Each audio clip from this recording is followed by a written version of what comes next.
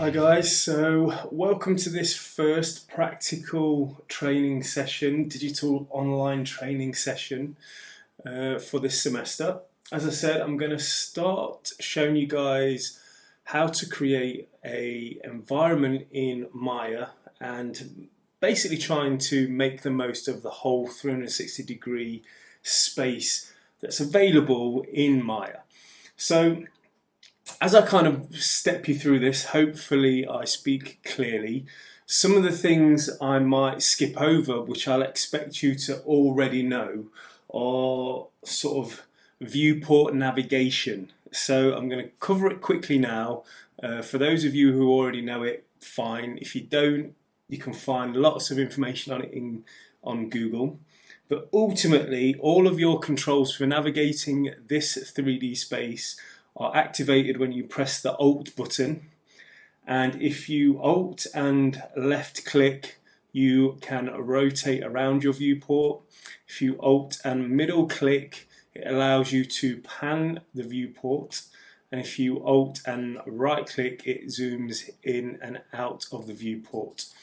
And something that's important to note, this is where you'll find your cameras, and the active camera at the moment is the perspective viewport. If that is the only camera in your scene and you move that viewport, then you are moving that camera. So if I just hit this button on the left here, which is like two side-by-side screens, we can see this one is the perspective view, this is a top view. I can change this to be a new perspective view. And as I move that one around, this one isn't moving. If I open my outliner, which is this here, which gives us a list of everything that's available in the scene, we can see the new perspective camera that we've made.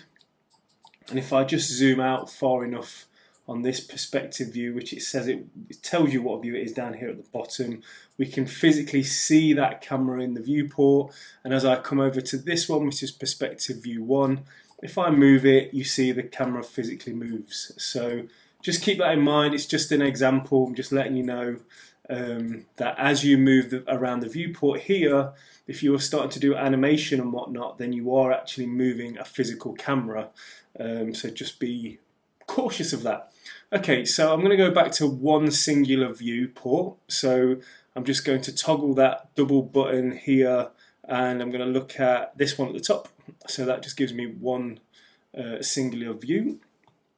And I want to set up my Maya space so that I'm ready to animate for this scene. So one of the very first things that we want to do is just set our project. You've probably done this a million times, so I apologize if I'm going over it again, but this is just the way that I work. So I will go File, Project Window, and this is basically going to be where Maya will save this project, and it will create a whole bunch of folders that it will look at by default. So it means that, you know, whenever you set this scene up and you kind of transport it from your local machine, it'll have all of these folders available, and Maya will know to go back and look there again. So I'm going to save this on my local machine. So to do this, I'm going to press New. I'm going to find the location, which is going to be on my desktop this particular time. It's going to be on my desktop, and I'm going to create a new folder on my desktop. So just coming over here to the right, and I'm going to call this something along the lines of 360 VR training. So clearly I literally am doing this as we go along. Then I'm going to double click into there and I'm going to select that.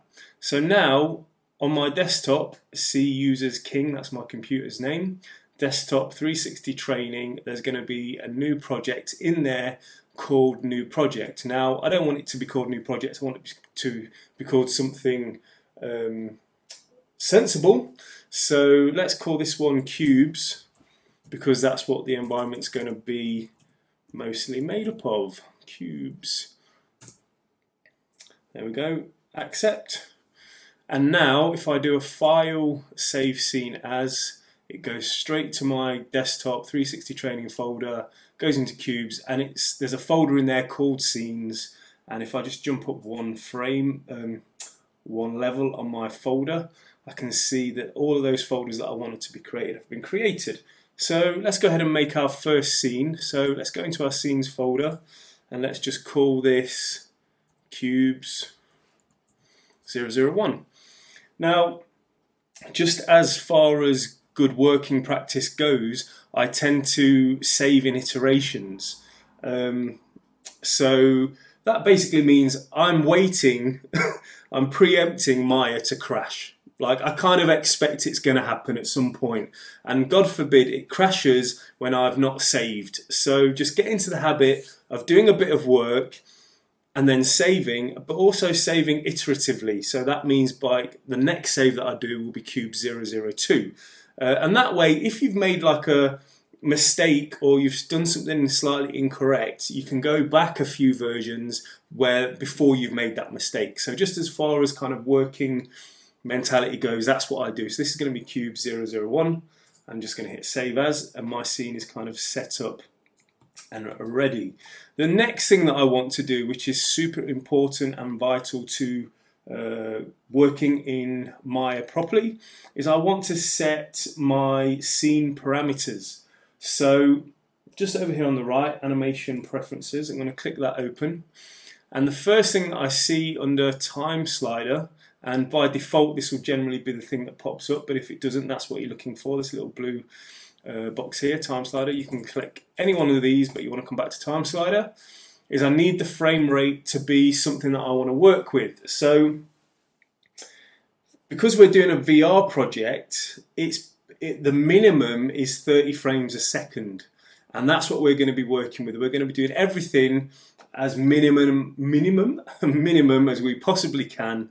So it's going to be 30 frames a second. If we were doing a higher resolution VR experience, so it looked better and there was less kind of frames and stuttering, we would go up to 60 frames a second, but we're going to do 30. The next thing we want to do is just change our playback and animation start and end frames. So we're going to do 250 frames for both of those. We want to play back every frame, and let's change this max playback speed to 30 frames a second so that it doesn't play faster or slower than it should do. And that will do for setting up our timeline, which we're going to be animating along, and our frames per second that it's going to play back in. So we can hit save, that will close that window. The next thing that we want to do, and we might as well do this now, even though usually, if I'm honest, I do this right at the end when I'm going to start doing my rendering, but I might as well get it out of the way now, is also look at my render settings. So if I come up to the top, very top menu here, and you should have this menu unless you've messed around with your user interface. And to be honest, you know, like some lecturers will tell you to customize this interface, but I always just advise you to get used to working with this default layout, simply because if you go and work at a different company, they're not going to have your custom layout, they're probably just going to have the default one, so you might as well use that. And you want to jump up to this little box here, which is like a film gate, I don't know, cog thing, display render settings. So hit that bad boy, and this will give us our render settings. And the reason I'm doing this now, but I wouldn't normally, but is just to sort of point out, because we've set our project and we've made our project, you know, where it's going to be on your desktop or in your documents folder, it already sets a path here. So this path is super important because this is where your renders are going to go. So by default, it's going to go to C, Users, King, Desktop, blah, blah, blah, blah, blah, Images. So it's going to go into the Images folder. Now, when we transfer this project over to the Uploads folder on the F drive on the network at university, you know, we'll want to rechange where these renders go, because obviously they can't render to your desktop at home in your house. They're going to need to go onto that, you know, onto that network online. So just pointing this out for now. Keep it as like a little bit of a, you know, a thing in your mind that, okay, this needs to change at some point unless I'm doing local renders on my computer at home. And we'll get around to doing that, but it's to do with setting the project. So we'll reset this project after we've uploaded it. The next thing that's worth just noting is the resolution of the camera that we're going to be working with. So we've got a camera in the scene at the moment. It's called Perspective 1. Let's just double click that and let's call this VR cam. And let's just scroll down to renderable cameras. So Perspective's gone, so it thinks, you know, whatever, we don't want that. We want this one, VR cam. So that's going to be our main render cam. Now, eventually we're going to change the resolution of this to be, you know, pretty high res, like 4K, so on and so forth. But just for render testing at the moment, and we're going to change this later on, I'm just going to change this down to 1920 1080, which is this HD 1080. So this is what you should have in your settings, VR cam HD 1080. And this will just allow me to start doing some render tests in the viewport at HD, but we can change that a little bit later on. Like I said, 1920 1080, it's just a preset. And then the last thing that we kind of want to change, that we might as well change now while we're here, is just this frame animation.